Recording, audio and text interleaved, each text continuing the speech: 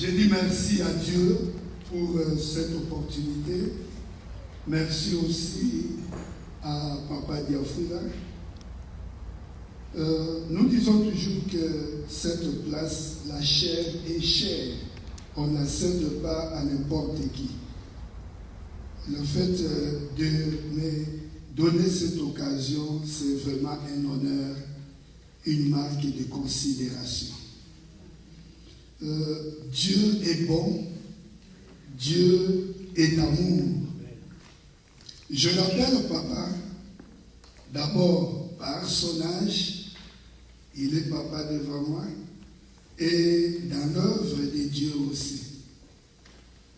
Nous ne pouvons pas ignorer l'œuvre des aînés. Rapidement, je connais papa par l'Internet. Je le témoigne toujours partout. Je le lisais et continue toujours de prier pour l'œuvre qu'il fait à l'Internet parce que des millions ou des milliers de gens à travers le monde sont saisis par la parole de Dieu. Et nous nous sommes sympathisés. Dieu a fait grâce que nous nous retrouvions encore ici. Je bénis Dieu encore. Quand il m'a demandé de venir apporter la parole, je priais. Et quand j'ai vu que vous traitiez le livre de 2 rois, j'ai glorifié l'Éternel. Je me suis dit que le Saint-Esprit m'a conduit sur le bon chemin. Donc ce n'est pas un message opposé par rapport au thème que vous exploitez en ce lieu. Mon thème, comme vous l'avez dit dans les pamphlets, je l'ai intitulé comme ta force est aussi dans tes faiblesses. Je crois qu'il y a juste un petit résumé, mais pendant quelques minutes, 20-30 minutes, nous allons encore essayer de voir l'autre aspect. Nous devons savoir que notre Dieu, il s'est choisi des gens parfois sans valeur pour leur donner de la valeur. Des personnes qui sont faibles pour qu'ils fassent des grandes choses. Il y a quelqu'un qui avait dit que Noé, et s'il faut prendre les ingénieurs même des Titanic, par rapport à Noé, quelqu'un qui n'était pas trop instruit par rapport aux fameux ingénieurs des Titanic, nous connaissons. Noé a réussi sa mission, mais le fameux ingénieur des Titanic, il a échoué. Dieu a des voies qui sont parfois contraires à nos pensées. C'est pourquoi j'aime dire aux gens de ne pas se sous-estimer, de ne pas se voir minable. Non, je ne parle pas qu'on se surestime. Nous ne sommes que des simples humains. Nous n'avons de valeur qu'à cause du souffle de Dieu qui est en nous. Mais partant de cela, nous ne pouvons pas aussi nous minimiser, comme si nous n'avons pas de l'importance, comme si nous n'avons pas de la valeur.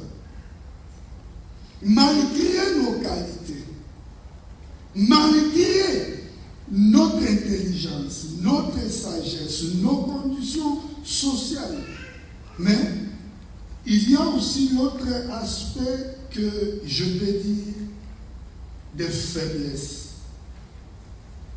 Plusieurs, au lieu de potentialiser le côté positif, la force en eux, préfèrent maintenant se reposer sur les faiblesses qui sont au-dedans d'eux.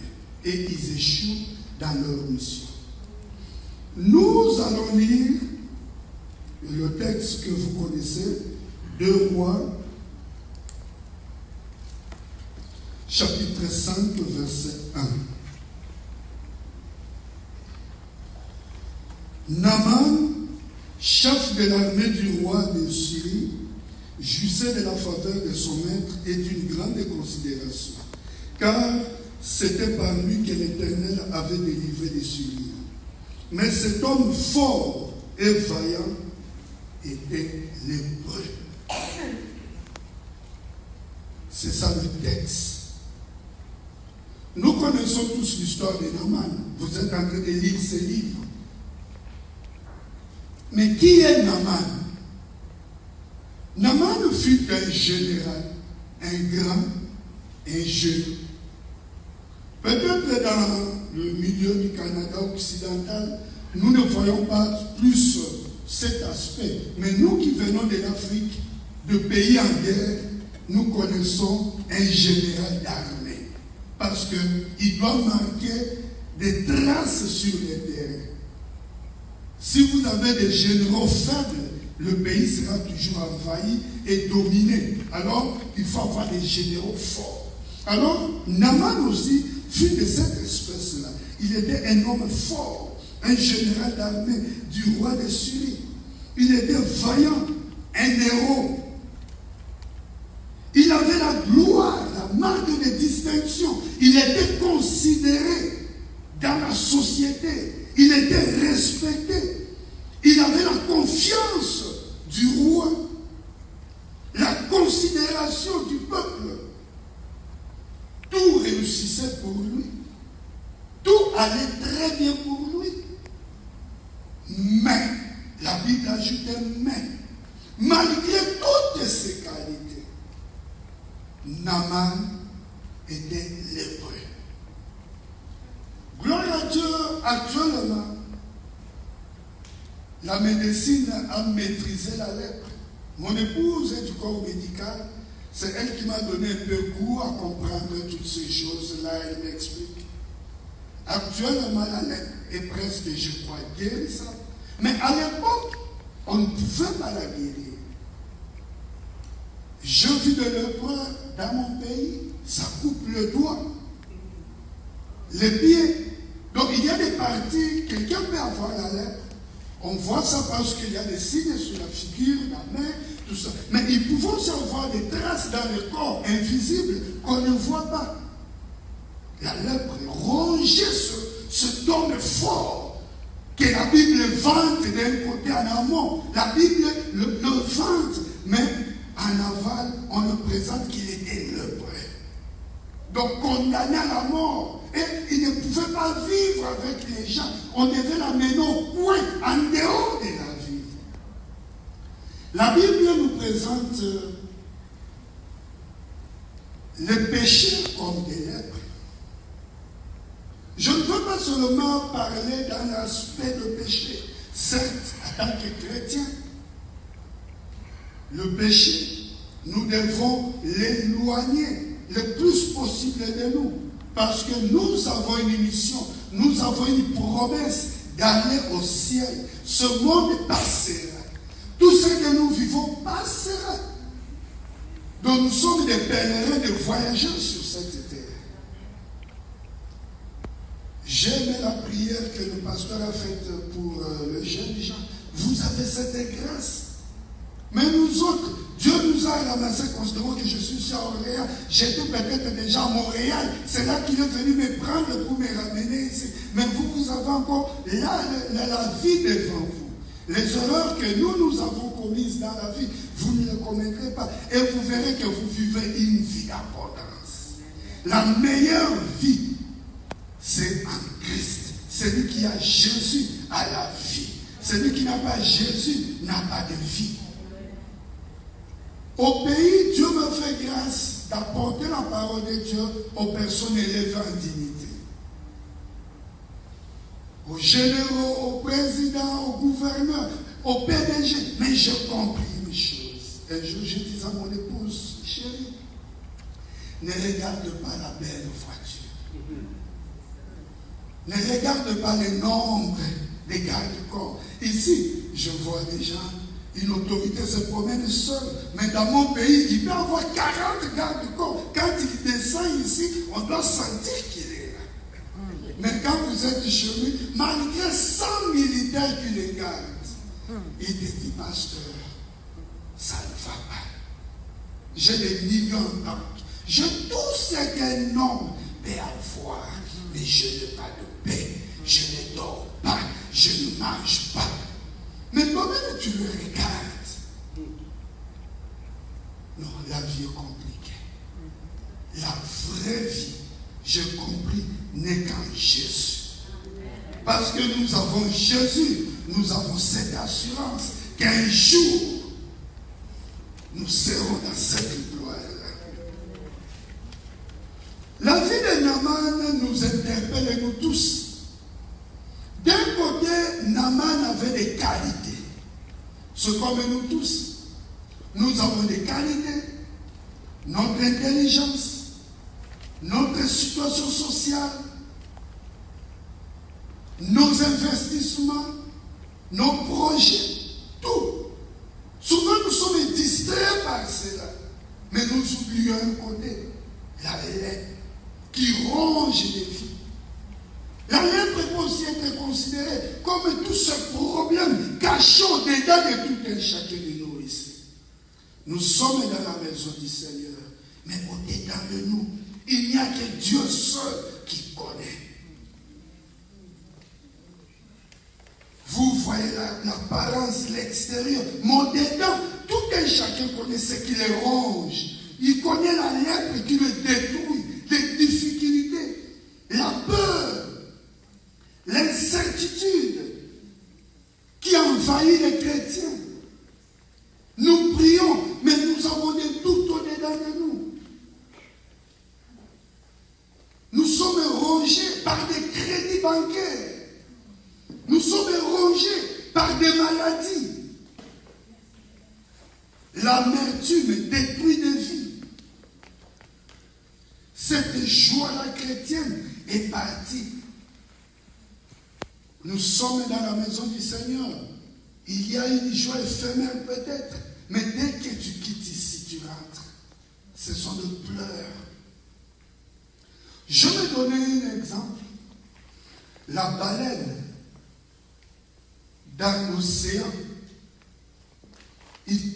Donc quand elle est blessée, elle commence à pleurer.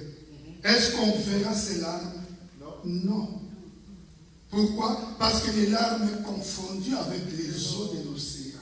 C'est pareil avec plusieurs personnes. Nous voyons l'extérieur, mais au-dedans, sont en train de pleurer à cause des problèmes, à cause des maladies.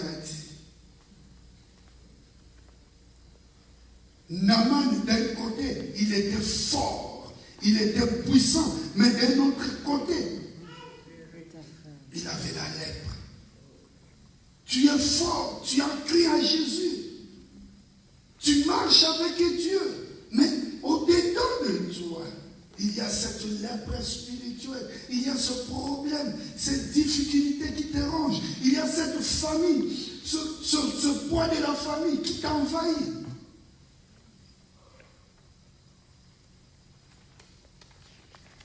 J'aime quelque chose dans la vie de Naaman.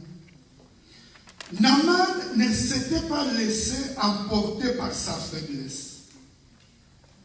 Mais qu'est-ce qui s'est passé? Il y a eu une jeune fille, un enfant. C'est pourquoi le jeune gens, la jeunesse, ne vous négligez pas. Amen. Ne vous sous-estimez pas. Amen. Ne vous minimisez pas. Vous êtes une force. Alléluia. Vous êtes capable de beaucoup de choses. Une jeune fille a dit à Naaman, allez voir le prophète. Mais dans l'orgueil humain, il pouvait refuser. D'abord, une fille esclave, servante dans la maison du roi, qu'est-ce qu'elle peut me dire? Mais Naaman n'a pas regardé son rang, son niveau. Il s'est humilié. C'est ce qui nous manque dans notre vie des chrétiens actuellement. Le pasteur, il fait sa part. Les anciens, ils font leur part. Mais nous, avons-nous cette humilité de cette fille-là? Donc l'humilité de Naaman, d'accepter le conseil d'une personne parfois que nous méprisons, que nous sous-estimons. Il a été guéri à cause de son humilité et de son obéissance. à l'Église l'humilité, l'obéissance à la parole de Dieu, aux directives de Dieu par le serviteur établi est capital. Mais bien aimé dans le Seigneur, je voudrais t'interpeller de ne pas te sous-estimer. Cet enfant-là aussi ne s'était pas sous-estimé parce qu'il connaissait la réponse au problème de Naaman. Il ne s'était pas sous-estimé pour ne pas parler. Le jeune Jean. C'est possible que le dimanche prochain, toutes ces chaises que je vois, il y en a beaucoup là-bas, soient remplies par des gens. Si tu te décides. Servir Dieu est le meilleur des services. J'ai eu à servir dans le monde, mais j'ai compris que servir Dieu, c'est le best. Les jeunes gens, servez l'Éternel pendant que vous avez l'occasion. C'est possible de remplir l'Église. Si nous décidions. Si tu prends la décision, non seulement les jeunes, mais nous tous. Tout le monde en acceptant d'inviter une personne. Alléluia. Alléluia. Juste inviter une personne. Considérons que tout ça, c'était le monde. Juste un exemple. Et que l'église est ici. Moi, pasteur, j'invite la première personne, Patrick. Et la personne qu'on invite a la mission d'aller aussi inviter une autre personne. Moi, je continue ma mission, lui aussi doit inviter une autre personne. Moi, j'invite encore. Toi aussi, va inviter. Tu vois maintenant, il bloque la vedette. Venons, l'église, c'est ici. Moi aussi, j'invite le frère. Oui. Et ne venons pas seulement nous limiter à l'église, dormir à l'église. Alors, nous sommes maintenant 4. Rentrons encore tous dans le terrain, allons encore évangéliser. Alors, que tout un chacun aille faire l'œuvre de Dieu. Moi aussi, j'invite tout maman au point là-bas.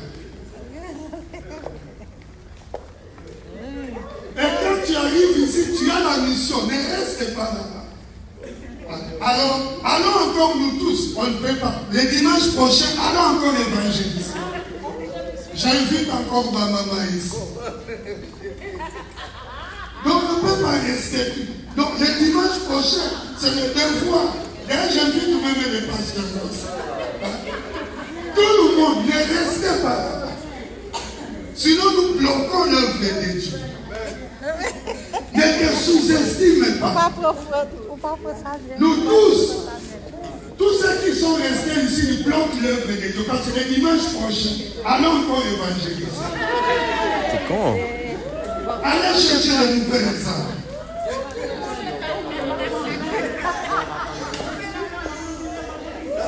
Vous êtes invité, monsieur. Je suis en train de me connaître. Nous verrons que après un laps de temps, notre nombre va croître. Et tous les lépreux seront guéris. La solution de cette église est entre tes mains. Dis la solution de l'église entre mes mains. Dieu m'a donné la capacité de résoudre le problème de l'église. Qui croit cela? Qui dit Amen. Allez vous asseoir.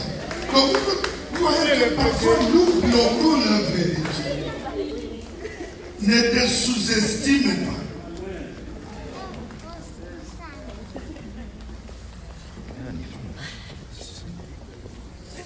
Alléluia. Naaman, un homme fort, un homme puissant, mais qui était lépreux. Il a eu la réponse par le canal d'une petite fille que la société considérait comme une servante. J'étais au pays, quand on m'a nommé président des pasteurs de ma province, je crois presque comme au Québec, Je cherchais à entrer en contact avec notre gouverneur. À tout moment, je l'appelle au téléphone, il ne veut pas prendre mon appel. J'appelle son épouse, il ne veut pas prendre mon appel. Toujours, oh non, c'est la secrétaire, c'est le protocole, rappelez. Et j'ai laissé. Un jour, j'organisais une campagne d'évangélisation et j'ai l'habitude de nourrir les enfants des riz. La plupart des enfants des riz, des amis, les petits là, je les aide. Alors, un est venu me voir, il avait faim. Je lui ai acheté un plat et il a vu mes affiches. Il me dit, oh pasteur, pourquoi tu ne prêches pas le nouveau gouverneur? Moi, j'ai dit, à l'aise. J'ai déjà essayé, il me complique, alors tu as mangé, tu peux. Oh non, papa, c'est un type, il est bon. Moi, je peux lui dire qu'il te reçoive. Moi-même, je me regarde. Toi, j'ai demandé aux gens qui portent des vestes, des gens qui ont des noms, ils n'ont pas pu le faire. Toi, un simple enfant de non, non, non, laisse. Il me dit, papa, mets-moi seulement des crédits dans mon téléphone. Oh, dans la vie qui ne risque pas, n'a rien. J'ai dit, mon maître, juste $1 de crédit, là, c'est quoi, c'est un problème. Je mis le crédit. Avec son petit téléphone, il appelle l'épouse du gouverneur, je le regarde. Pas une femme, l'épouse du gouverneur qui accepte. Alors, il m'appelle, ah, Gilles, comment ça va? Ah, très bien, maman. Mais l'épouse du gouverneur dit, mais comment tu ne viens plus manger à la maison? Et là, non, maman, j'avais des courses, je vais passer. Il se parle 1 minute par après, il dit, est-ce que tu connais, maman, est-ce que tu connais le pasteur d'Almeloukouk? L'épouse du gouverneur dit, oui, je le vois à la télé. Est-ce que vous parlez? Oh non. Oh maman, mais il fallait quand même parler aussi avec lui. Il me dit, oh, donne-lui mon numéro. Le petit là me donne le numéro, je mets dans mon téléphone, c'est le même numéro que j'ai. Quand j'appelle, ça tombe toujours chez le protocole, chez la secrétaire. D'accord? Je prends le numéro le soir vers 19h, j'appelle. Je tombe entre guillemets. C'est ce jour-là que j'ai compris un peu ce monde politique. Sur la secrétaire. Oh non, c'est la secrétaire de maman gouverneur. C'est qui? Moi, j'ai dit non, c'est le vin qui t'a mis le coquille. À l'instant, donc moi-même, je n'ai pas pu réaliser comment une secrétaire peut remettre le téléphone à 1/3 de seconde à la maman gouverneur. À l'instant, il chante, ah, mais respect pasteur. Et le gouverneur est en train de prendre les mains. Ça, c'est votre numéro que j'ai vu. Bon, d'accord, nous allons vous rappeler. Et à 1h du matin, je vois le gouverneur, il m'appelle. Ah, évêque, mais je suis là, comment vous ne voulez pas venir me saluer? Le monde est compliqué. Bon, ne parlons pas au téléphone. Il m'a dit, ne parlons pas au téléphone. Demain à 8h, venez avec votre épouse, comme ça on va déjeuner ensemble. Le matin, avec mon épouse, j'arrive là-bas à la porte. Ici, chez vous, le protocole est simple, mais chez nous, donc je crois qu'il faut, à partir du rond-point là-bas, déjà, il y a des militaires. Pour entrer là-bas, mais des barrières sur barrières. On me fait passer déjà, les noms étaient là. J'arrive, je vois le gouverneur, on se parle, je prie pour lui. Je m'en souviens ce jour-là, son épouse a pris une pièce de wax, il a donné à mon épouse, il prend $1,700 américains, mais le carburant. Je rentre. J'appelle mon petit là, je lui donne, je crois dans les $50, j'achète des habits, tout ça, puis je peux faire mes actions à la prison. Mais par après, j'ai dit, le petit qu'on sous-estimait, tout le monde voyait qu'il n'avait rien. Il ne s'habillait pas bien,